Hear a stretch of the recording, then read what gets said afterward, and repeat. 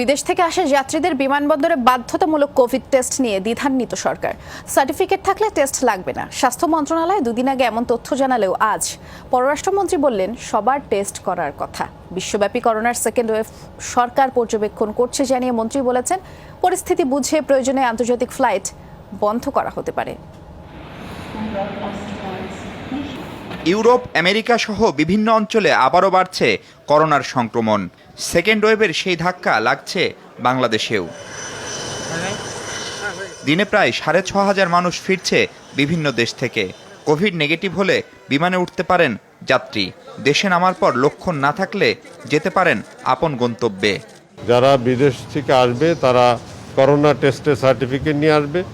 যদি না নিয়ে আসে কোনো কারণে তাদেরকে 14 দিন কোয়ারেন্টাইনে থাকতে হবে। এটা বাধ্যতামূলক।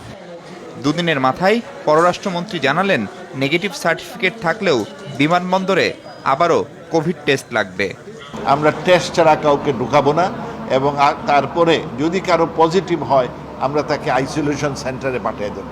হ্যাঁ, প্রথম আসার পরে প্রত্যেকটি আমরা টেস্ট করব। একদিন আমাদের রেজাল্ট দেখব, আমরা পিসিআর টেস্ট করব, রেজাল্ট দেখব কী অবস্থা। যদি মনে হয় নেগেটিভ আছে তখন they will go for self quarantine. সংক্রমণের শুরুতেই বিভিন্ন দেশ থেকে অনেক প্রবাসী ফিরেছিলেন দেশে। পরিস্থিতির অবনতি হলে সে সময় আন্তর্জাতিক ফ্লাইট বন্ধ করে সরকার। এ দফায় কি হবে প্রশ্ন পররাষ্ট্রমন্ত্রীর কাছে। আমরা এই ডিপেন্ডস অন দ্য সিচুয়েশন।